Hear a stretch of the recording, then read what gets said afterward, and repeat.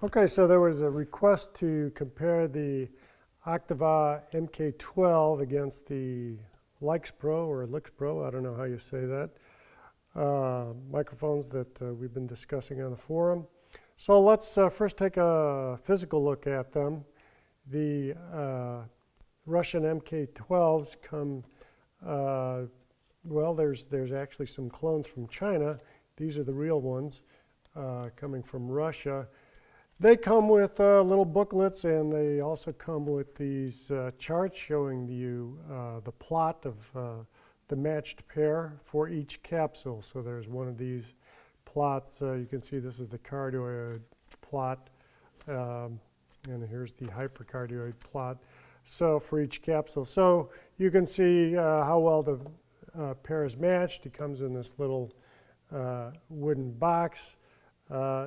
You know, nice for the studio, but if you're going in the field, you know, not so good. You certainly would want something more like this. So, well, this is a nice, elegant little box. Running around in the field with it isn't that cool. So the LyxPro doesn't come with any paperwork. It comes in this nice little aluminum case, and inside, matched pairs of Octavas and, well, hopefully matched pairs, but we don't get any paperwork, so who knows, the LyxPros. You can see they're packed fairly the same. They both include mic stands. They each come with 3 capsules, Omni, Cardioid, and Hyper. The Octavas come also with a 10 dB pad. You can add additionally over on the LyxPro. They give it a little foamy as well, and instead of giving you a space for the 3 capsules, they have you leave one of them on the microphone instead of giving you an individual space for each one of them. Taking a look at the units themselves, I'm now watching the monitor, and I'm hoping this comes out okay with autofocus. You can see they're look to be very much the same in diameter. Actually, the LyxPro looks a little smaller, and certainly the Octava is just a little bit shorter as well. Capsule construction. If I take a look at this and I compare it to the Octava, there it is on the front, and you look at the side and back. They're, you know, again, I don't know what to say about them. I'm not going to take it apart and decide whether one's constructed any stronger or worse than the other. They certainly feel both very satisfactory and sturdy and solid. So I don't, you know, people are commenting on the forum, maybe these aren't constructed as strongly, but I have to say this feels just as heavy, actually quite a bit heavier. The LyxPro feels quite a bit heavier than the Octava. So they didn't go cheap when it comes to metal. Either that or they put a big slug of lead in there. All right, let's go over to the sound test.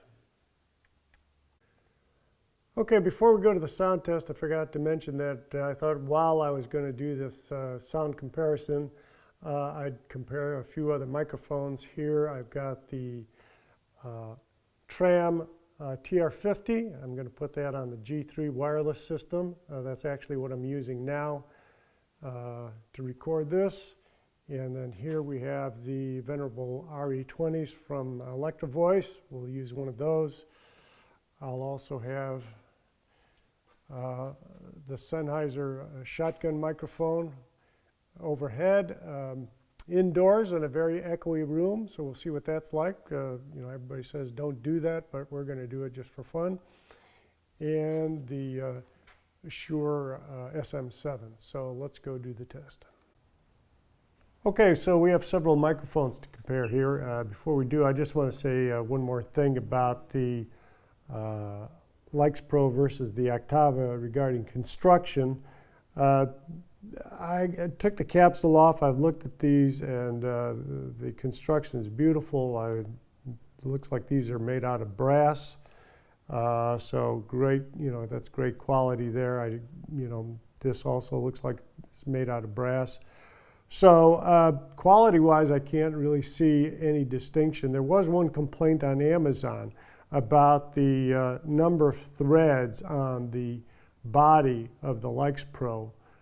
Seem to be not very many, and they're right. There's only 2 or 3 threads on the body versus there's twice as many on the Octava. They complained that that made it unusable and thought that that was really bad.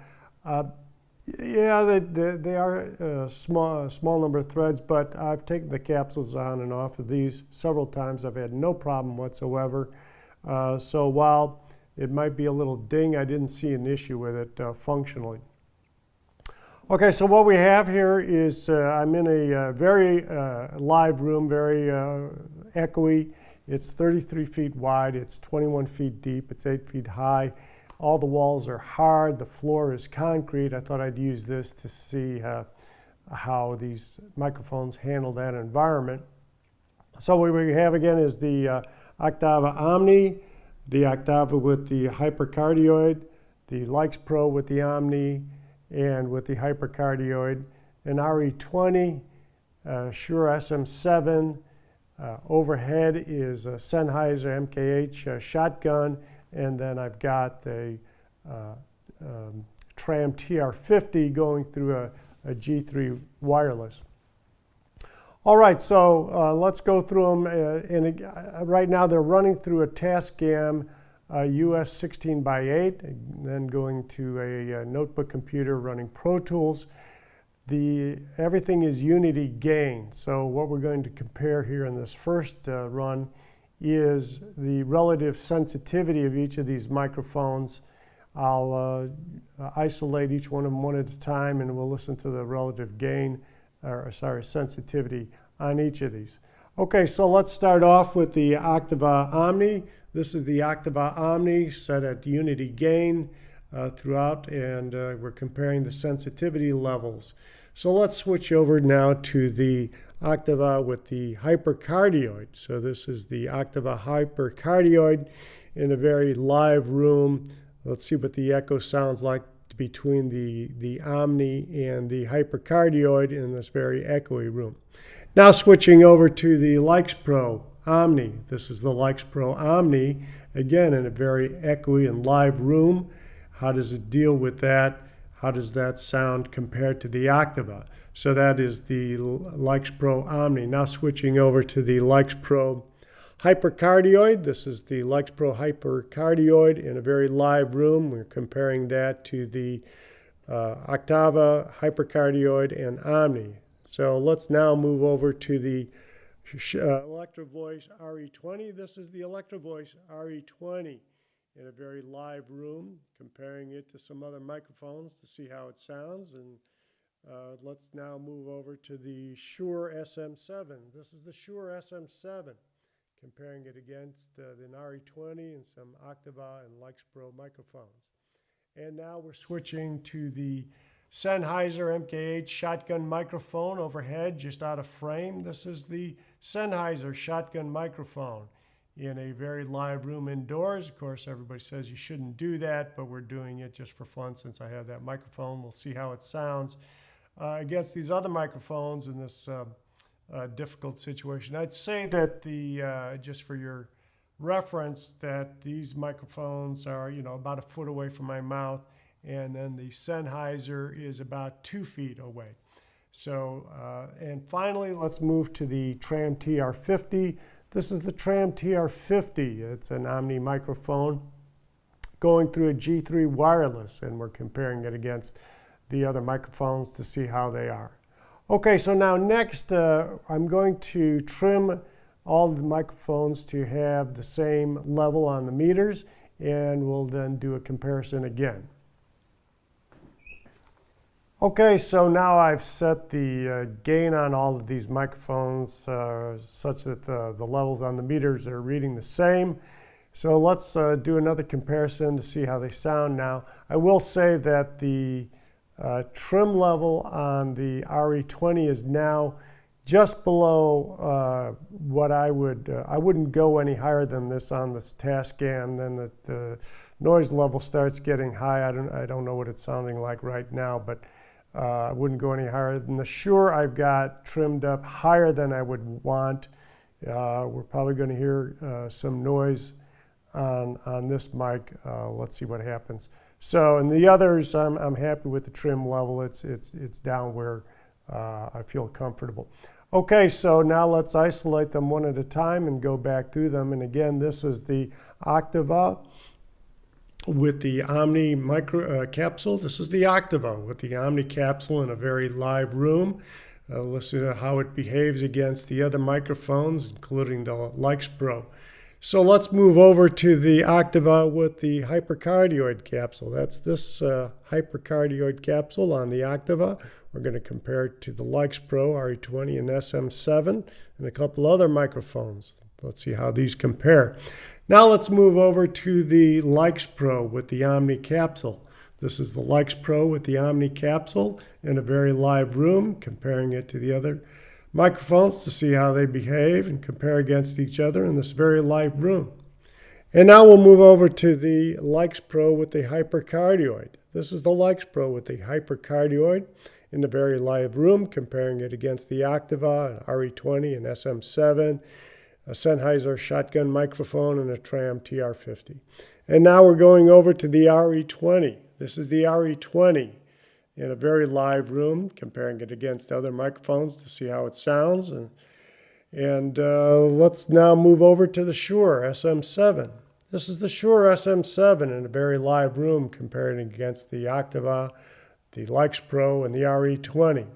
And now let's go over to the shotgun microphone overhead. This is the Sennheiser MKH shotgun microphone overhead. It's a well, actually, maybe it's more like 18 inches. I said 24 inches away. It might be a little closer than that. We're comparing it against some other microphones to see how it behaves in this very live room. And finally, let's listen to the Tram TR50. This is the Tram TR50. That's an Omni microphone in a very live room. See how it behaves against these others in this environment. It's quite a bit closer than all the other microphones, so we should get a little better performance regarding the echo, even though it's an Omni. Let's see how that sounds. Okay, that's a comparison of them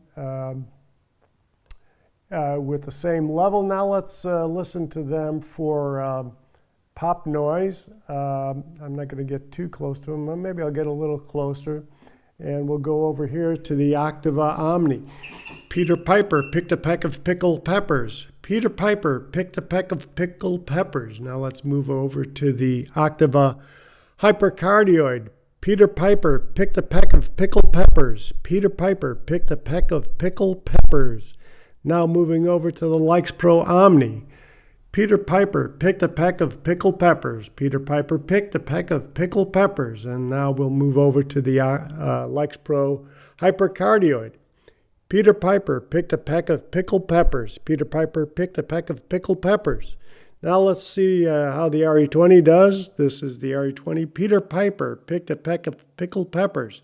Peter Piper picked a peck of pickled peppers. And now over to the Shure SM7. Peter Piper picked a peck of pickled peppers. Peter Piper picked a peck of pickled peppers. And now up to the shotgun microphone. Peter Piper picked a peck of pickled peppers. Peter Piper picked a peck of pickled peppers. And finally, the Tram TR50. Peter Piper picked a peck of I'm tired of saying it. Peter Piper picked a peck of pickled peppers. Peter Piper picked a peck of pickled peppers. And now we were curious about handling noise, so let's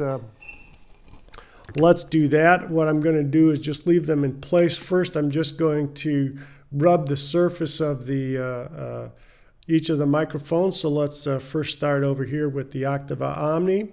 I'll just rub this. It's got a more dimpled surface, more like an orange peel surface, so we can see what that sounds like. And now we're moving over to the hypercardioid and see what that sounds like. And over to the LyxPro Omni. And this has more of a sheen finish. And over to the LyxPro hypercardioid. And now the RE20. And finally the Shure SM7. I'm not going to do the shotgun or the Tram TR50. And then one of the folks, sorry, can't remember your name, you were mentioning tapping on each of these, and it sounded horrible. So let's go ahead and tap on each one of them. It's just a light, soft tap. They are leaning against a piece of wood and laying on a piece of carpeting, and moving over to that was the Omni, the Octava Omni. This is the Octava hypercardioid. Don't have the meters in front of me. I should take a look if I'm blowing everything out here. No, I'm not. Okay, and then on to the LyxPro Omni, and now over to the LyxPro hypercardioid. This is the LyxPro hypercardioid, and then on to the RE20. This is the RE20 with a little tapping, and finally the Shure SM7. Okay, so we've compared the levels. The other thing I'm going to do now is let's see what they sound like with a guitar. Okay, so let's move on to that.